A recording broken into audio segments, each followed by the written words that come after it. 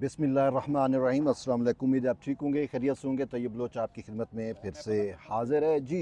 आज जुडिशल महाज से जुड़ी हुई एक अहम डेवलपमेंट है और ये डेवलपमेंट जो है इस्लामाबाद हाई कोर्ट के उन 5 लेटरबाज जजेस से मुतल्लिक है जिन्होंने आज जो है वो बैरूनी मुदाखलत से मुतल्लिक आज जो है वो सुप्रीम कोर्ट में एक लेटर भेजा था।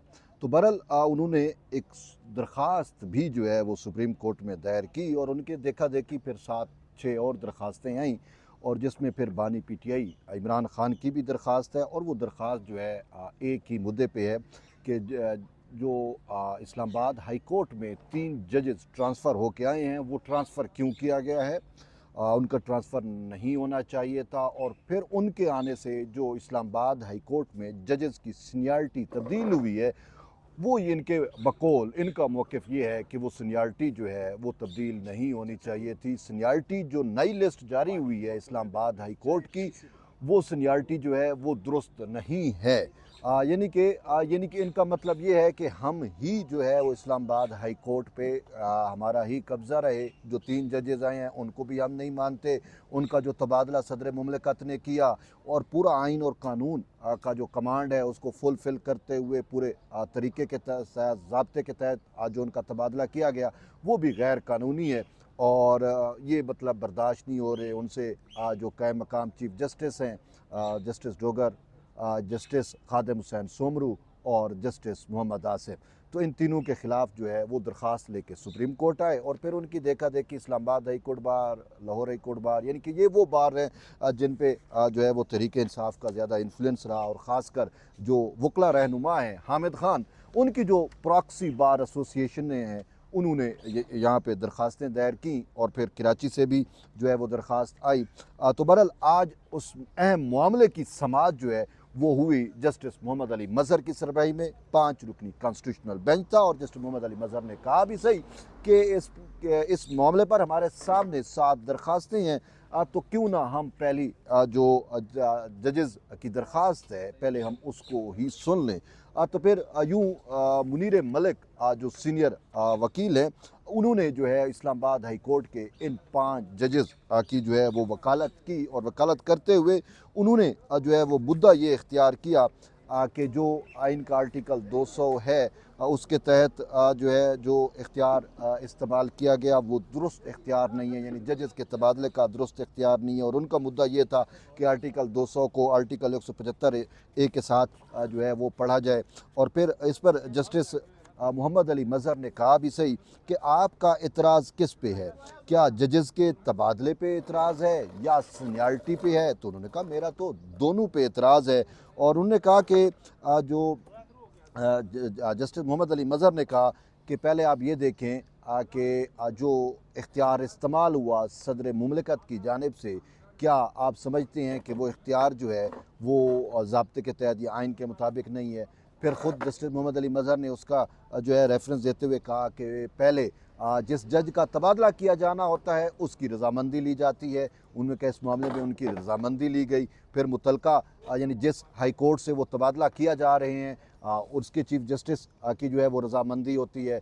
फिर जिस हाई कोर्ट में जाना होता है उस चीफ जस्टिस की रजामंदी होती है। फिर चीफ जस्टिस ऑफ पाकिस्तान को भी लूप में लिया गया और फिर यूँ जाके ये मामला आइनी और कानूनी तौर के ऊपर जो है वो फुलफ़िल हुआ। लेकिन अब आपको इस पे क्या एतराज़ हो सकता है? तो उन्होंने कहा मेरा एतराज़ ये है कि सदर मुमलिकत के पास अब्सोल्यूट पावर नहीं है, यानी कि उसके पास वो इख्तियार नहीं है लामुतनाई किस्म के। तो उन्होंने कहा कि आप यहाँ पे कैसी बात कर रहे हैं? क्या सदर मुमलिकत ने अपने तौर पे ये सब कुछ कर दिया है? क्या सदर मुमलिकत ने जो है वो आज खुद नोटिस का इख्तियार इस्तेमाल करके अपने तौर पे जो वो जजेस को अपॉइंट कर दिया है? उन्होंने कहा जी वो नोटिफिकेशन जो है उसमें वो दुरुस्त नहीं है। उन्होंने कहा कैसे दुरुस्त नहीं है?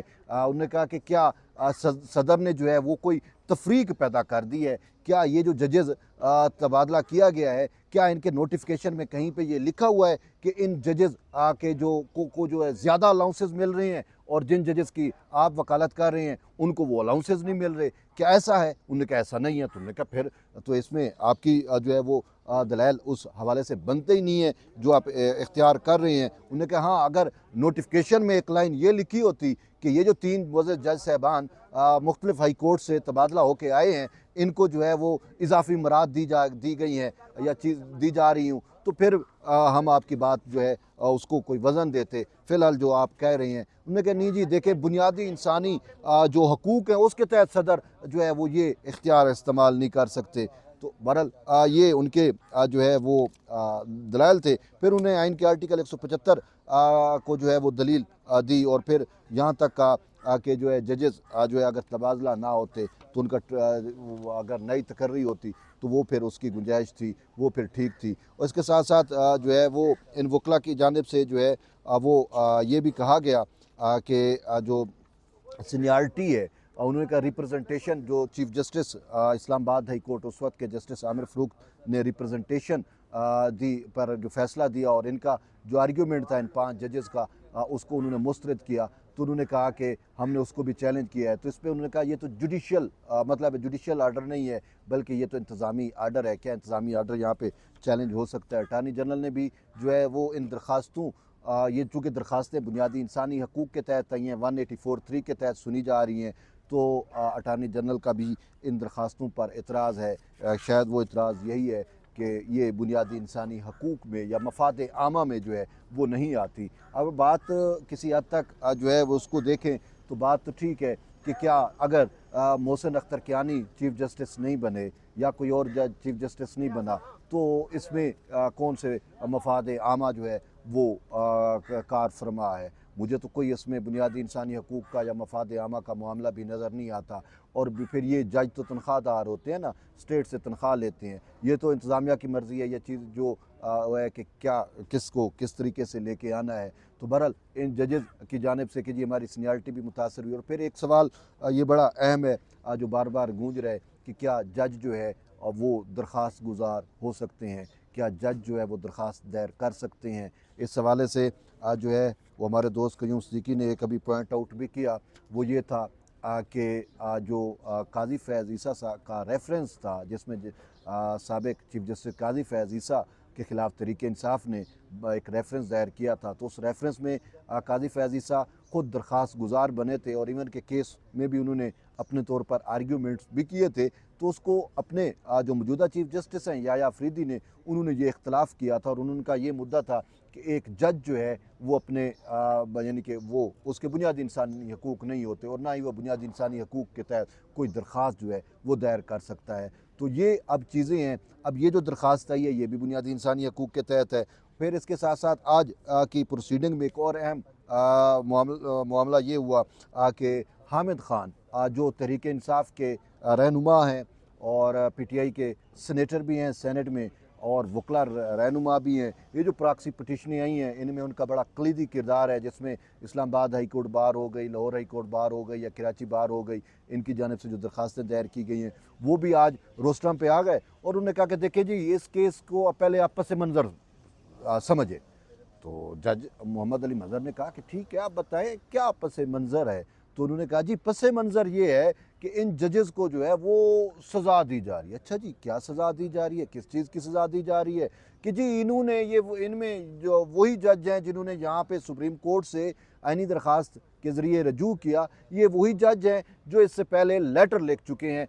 लेटर किस चीज़ का लिखा है जी? वो भाई मुदाखलत का लेटर लिख चुके हैं कि इंटरफेरेंस हो रही है बहुत सारे मामलात में। और तो उन्होंने कहा कि इसी वजह से फिर इंतज़ामिया ने शायद इनको जो है वो ज़ेर इताब लेके आई है और इसी वजह से वो बाकी जज लाए गए हैं और ये सारा कुछ है।